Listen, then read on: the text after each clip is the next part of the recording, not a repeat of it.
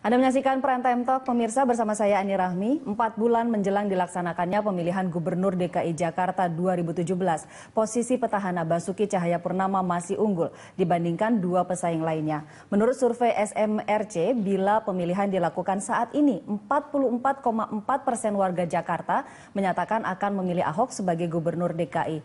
Meski demikian, elektabilitas Agus Yudhoyono dan Anies Baswedan kian kompetitif. Saat ini, para pasangan calon masih memiliki cukup waktu melakukan sosialisasi kepada masyarakat, menyampaikan program-program unggulan dalam mengatasi berbagai persoalan yang dihadapi ibu kota.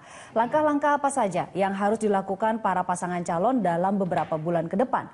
Tantangan-tantangan apa saja yang dihadapi? Untuk membahasnya telah hadir bersama kami di studio tim kampanye Ahok Jarot, Jerry Sambuaga, juga tim dari Anies Sandi Anggawira, dan tim dari Agus Silvi Rahlan Nasidik. Selamat malam Bapak-Bapak. Malam. Mas Jerry, Mas Angga, dan juga Mas Raslan. Terima kasih sudah hadir di Berita Satu TV. Kita diskusinya akan cukup menarik nih malam hari ini. Dan pemirsa, sebelum kita mulai perbincangan pada malam hari ini, saya akan mempersilakan rekan saya Carlos Michael untuk memaparkan hasil survei dari SMRC. Silakan Carlos. Iya, Ani dan juga pemirsa, petahana saat ini masih bekerja dengan giat di kantornya di Balai Kota, sementara dua calon lainnya semakin giat bersosialisasi ke seluruh pelosok yang ada di DKI Jakarta. Lalu kemudian kita ingat bahwa 4 pekan yang lalu ada survei-survei yang menyatakan bahwa petahana Ahok masih menjadi yang terkuat. Itu adalah saat ketika paket-paket calon gubernur dan wakil gubernur ini belum lengkap. Saat ini sudah lengkap, kita lihat apakah masih sama kekuatannya. Kita lihat elektabilitas yang diluncurkan oleh SMRC pada hari ini, bahwa elektabilitas kandidat calon gubernur, calon wakil gubernur DKI Jakarta masih di tempat teratas. 45,4% adalah Basuki Cahayapurnama, Jarod Saiful Hidayat.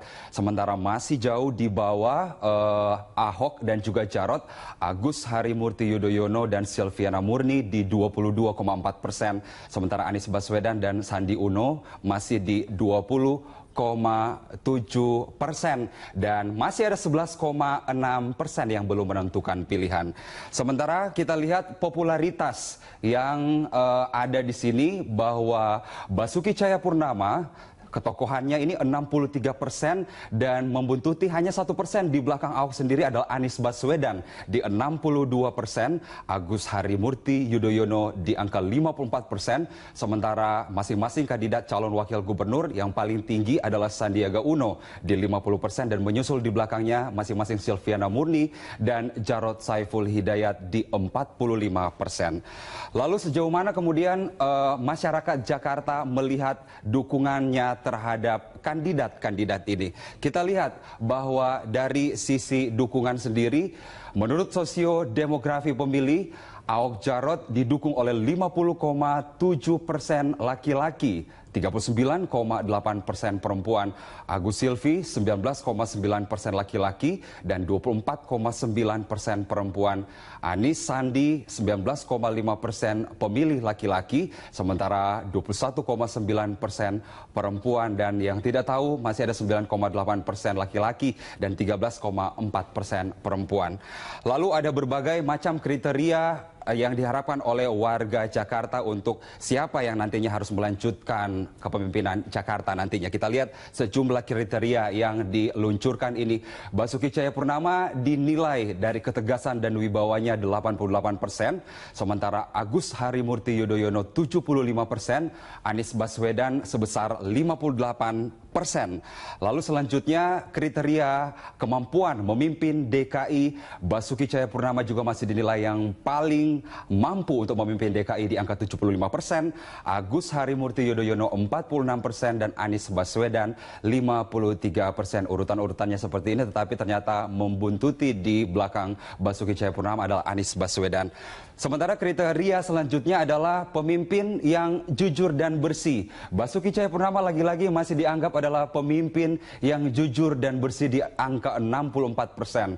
Sementara di tempat kedua ini ada Anies Baswedan 52% dan Agus Harimurti Yudhoyono 44%. Kriteria selanjutnya adalah soal pemimpin yang jujur dan bersih. Kemudian kita lihat tingkat kepuasan dari masyarakat Jakarta terhadap perhatian rakyat kepada rakyat. Basuki Cahayapurnama 65%, Basuki Cahayapurnama masih di paling atas, menyusul Anies Baswedan 54%, kemudian Agus Harimurti Yudhoyono 31%. Lalu bagaimana tingkat kepuasan masyarakat terhadap kinerja petahana? 75% warga Jakarta mengaku cukup dan sangat puas terhadap kinerja petahana, sementara yang tidak puas adalah 22%. Ini dilihat dari berbagai pekerjaan dari petahana sendiri selama ini. Tingkat kepuasan terhadap sarana dan prasarana misalnya, kondisi rumah sakit atau puskesmas dianggap sudah sangat baik dengan persentase 92%, pelayanan di kecamatan atau kelurahan 90%, gedung sekolah 90%, dan penyediaan air bersih di angka 89%. Kemudian masih juga ada sejumlah pelayanan publik lainnya, jaringan listrik 89%, kondisi jalan 88%, kebersihan dan pengelolaan sampah 80%, dan yang paling rendah dan mungkin juga ini disetujui atau disepakati bersama oleh publik Jakarta bahwa petahana belum mampu untuk mengurai kemacetan Jakarta, bahwa kondisi kelancaran transportasi masih berada di angka 49%. Sekali lagi masih ada banyak waktu untuk tiga kandidat ini untuk bertarung ke depan. Yang saya katakan tadi bahwa petahana masih bekerja dengan rajin di Balai Kota, sementara masih banyak waktu untuk belusukan meraih hati masyarakat Jakarta untuk pilkada nanti. Andi Rami, kembali ke Anda. Baik Carlos, terima kasih banyak. Dan pemirsa, kita akan mulai perbincangan kita. Singkat saja sebelum saya jeda ke Mas Angga, percaya dengan hasil survei SMRC ini? Ragu-ragu ya. Alasannya? Ya kalau kita bandingkan dengan beberapa survei yang dilakukan oleh lembaga survei sebelumnya, kira-kira mungkin dirilis 1-2 minggu yang lalu, ini deviasinya cukup tinggi. Dan ya kalau kita mengingat beberapa pilkada DKI juga sebelumnya, ada juga lembaga survei yang bilang ini akan menang satu putaran, tapi ternyata juga tidak. Jadi ya ini perlu kita tinjau lebih dalam lah, kita kaji lebih dalam. Tapi bagi kami ini sebagai salah satu ya pecutan lah untuk lebih giat untuk mensosialisasikan ke masyarakat. Oke, Mas Rahlan sendiri bagaimana melihat? Mas Jerry, lu saya kira menarik. Ini petahana pasti sudah pasti happy lah dengan hasil survei. Iya, jadi yang pertama tentu kita lihat ya survei SMRC ya. Yang baru saja beberapa hari dilakukan itu menunjukkan bahwa yang paling penting adalah elektabilitas ya dari gubernur incumbent itu masih yang paling tinggi 45,4% ya.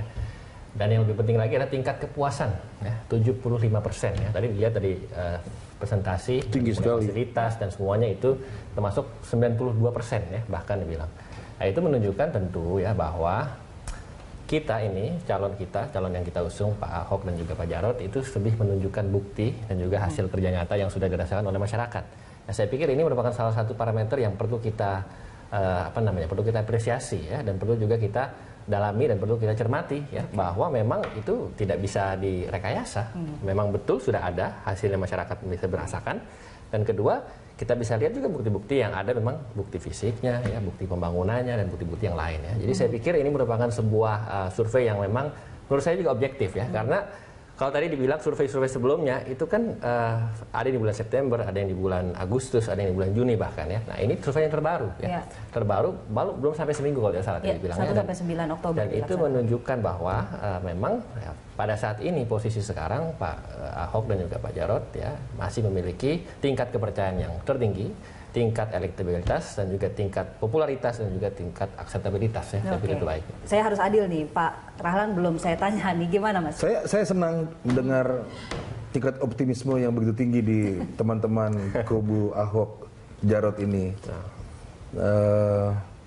Kendati sebetulnya saya kira agak sulit untuk mengukur tingkat fairness dari survei ini, karena kalau argumennya kayak tadi itu ada jalan, ada rumah sakit segala macam, ya iyalah kan petahana namanya juga gitu kan. Soalnya apakah bisa lebih baik atau tidak, itu pertanyaannya kemudian kan. Dan saya kira Mas Anies, Mas Agus sama-sama punya chance untuk memberikan harapan baru, ya. Karena harus diingat bahwa argumen bahwa petahana itu pantas dipilih karena dia adalah petahana, ya, karena dia berpengalaman sebagai gubernur, itu sebetulnya adalah satu pikiran yang mempromosikan sesuatu yang berbahaya, seolah-olah bahwa yang namanya status quo itu adalah hal yang harus kita pilih gitu. Padahal kita tahu bahwa yang namanya kemajuan itu kontrolnya cuma satu, perubahan gitu, harapan gitu. Jadi dalam sisi itu menurut saya SMRC kurang fair kalau menilainya dari segi jalan mau dibangun, kepuasannya apa segala macam begitu. Itu yang pertama. Yang kedua, saya kira ada 6 survei. Betul dijadikan sebelumnya. Tapi kalau ngomong itu yang dulu, kita kan juga mesti bilang bahwa akan ada yang akan datang, ya kan? Dan yang dibilang pada pemilu itu hari ini, itu artinya 1 tanggal 9, Agus baru turun tanggal 4, ya. 23 September, surveinya masih 1, lalu kemudian melonjak menjadi 19, menurut LSI dan kemudian 22 menurut SMRC. Oke, nah ya, apakah jadi, itu sudah sesuai harapan dari tim Agus dan juga Silvi? Dong, harapannya kan 51%. Oke, ya kan? Kita akan elaborasi ini lebih lanjut. Sayangnya di segmen berikutnya, saya harus jeda dulu. Pemirsa, jangan kemana-mana karena kami akan kembali sesaat lagi. Tetaplah di Prime Time Talk. Anda kembali menyaksikan Prime Time Talk, pemirsa. Kami akan lanjutkan perbincangan. Tadi saya terputus dengan Mas Rahlan nih. Mas Rahlan, tadi Anda menyatakan bahwa targetnya elektabilitas 51% pada saat pemilihan tentu saja. Tapi saat ini hanya dengan waktu beberapa minggu ya. 4 bulan. Ya, enggak. Ketika tokoh Agus Harimurti pertama kali muncul, itu kan sudah menjelang akhir September. Ketika survei ini dilaksanakan 1-9 Oktober, itu sudah ada di posisi sekitar 22%. Apakah SMRC ya? SMRC. Apakah tahapan ini atau elektabilitas ini sudah sesuai dengan harapan dari tim Agus Silvi? Yang kami tahu, kami harus bekerja makin keras. Ya, ada berita menggembirakan bahwa menurut SMRC sekali lagi kami dapat 22 sekian persen. Ya. Tetapi itu kan masih jauh dari petahana, begitu. Jadi kesimpulannya cuma satu kalau buat saya, optimis. Dan bekerja makin keras untuk itu. Saya mungkin menanggapi tadi ya. Tadi yang Mas Rahlan bilang bahwa survei dari SMRC ya, tadi dibilang agak sedikit meragukan ya. Tadi sempat di awal dibilang gitu ya.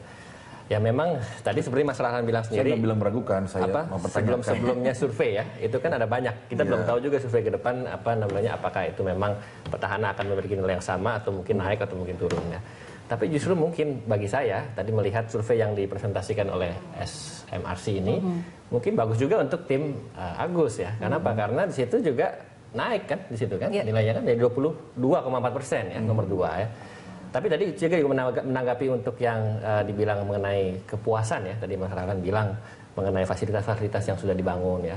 Terus juga mengenai momentum itu bagaimana ada perubahan ya. Nah tadi dibilang katanya status quo ya. Kalau kita bicara status quo artinya kita, tadi Mas Rahlan bilang kalau kita hanya memilih karena incumbent ya. Karena status quo itu tidak tepat gitu. Menurut saya begini, lebih bagus kita lihat apa yang sudah berhasil ya, ketimbang kita mau berubah tapi belum tentu perubahan yang lebih baik begitu. Dan sebetulnya juga di survei ini juga banyak faktor-faktor lain yang ditanyakan kenapa memilih calon gubernur tertentu. Tapi saya berkomentar terhadap apa yang disampaikan di berita 1 ya kan, soal gedung, soal rumah sakit segala macam. Ya kalau bukan gubernur gimana bisa bikin gitu loh poin saya gitu. Saya akan menanyakan ke Mas Angga ini, mengingat hasil ini agak sedikit berbeda dengan survei-survei sebelumnya di mana popularitas Mas Anies dan juga Sandi biasanya ada di posisi kedua. Kali ini tersalip oleh sosok Agus Silvi. Bahkan ketika head to head menurut SMRC pun 37% memilih Agus Silvi, sementara 34% hanya memilih Anies Sandi ketika head to head antara Agus dan Anies. Bagaimana Anda melihatnya? Seperti saya sampaikan sebelum itu nggak ada problem juga buat kita, karena kan dalam berbagai survei belum ada yang 50% plus 1 juga. Artinya kan ini persaingan 4 bulan ke depan juga itu masih sangat ketat. Tapi sekali lagi saya ingin mengkritisi soal data gitu kan. Nah, pertama, lembaga apa sih yang kita bisa percaya di negara ini? Tentunya kan kalau kita mau merujuk ini kan Badan Pusat Statistik kan. Kalau ditanya tadi prestasi Ahok menurut SMRC, tapi kalau menurut BPS ini